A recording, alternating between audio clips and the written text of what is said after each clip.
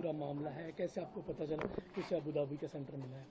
कैसा है, पहले नीट की जो परीक्षा कैंसिल हुई उसके बाद में दोबारा 21 तारीख की नीट की परीक्षा का डिक्लेरेशन हुआ और 14 तारीख को एडमिट कार्ड इशू करने की तारीख दी गई। पेपर में भी हमने पढ़े और वेबसाइट पर भी थी, लेकिन एडमिट कार्ड डाउनलोड नहीं हो रहा था। कल 4 बजे वो डाउनलोड हुआ। डाउनलोड होने के बाद में हमने जो देखे उसको जो सेंटर मिला है वो अबू धाबी लिखा था, अबू धाबी के स्कूल में। हम लोग बहुत शौक में आ गए कि हमने तो अब दिया नहीं ऐसा कोई ऑप्शन उनको। फिर उसको हमने अप्रोच किया, हेल्पलाइन पर बात की, तो उन्होंने हमको बताया कि तुम हमारी वेबसाइट पर मेल करो। फिर वेबसाइट उन्होंने भेजा, फिर हमने उनको मेल किया। मेल करने के बाद में उनका फ़ोन आया कि हम सैटरडे को 4 बजे तक आपको नया एडमिट कार्ड इशू करते हैं।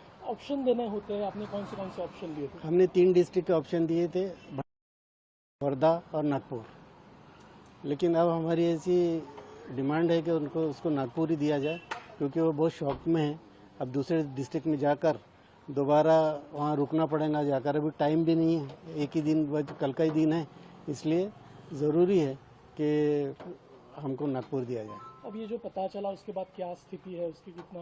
अब बहुत शौक में है, कल बहुत रोया उसने और वो नहीं चाह रहा था कि एग्ज़ाम देना। उसकी मम्मी उसको कन्विंस कर रही है। देखो अगर वो कन्विंस हो जाता है तो कल अपियर करेंगे, होगा एग्ज़ाम में।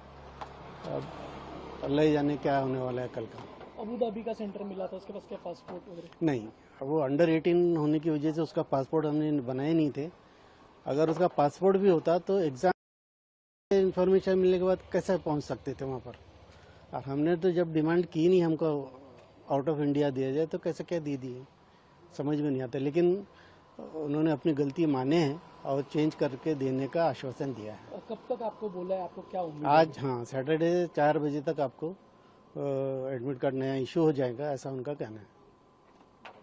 एग्जाम को लेकर इतनी तैयारियां चल रही है, इतनी बहुत हैरानी की बात है और शर्मनाक बात है कि आपने दोबारा एग्जाम दिया और उसके बाद भी इस तरह की भारी गलतियां, जिसमें आपने नागपुर के स्टूडेंट का एग्जामिनेशन सेंटर अबू धाबी कर दिया 2500 से ऊपर किलोमीटर दूर, और बेशर्मी की इंतहा देकर बोले नहीं आप नया सेंटर दे देंगे।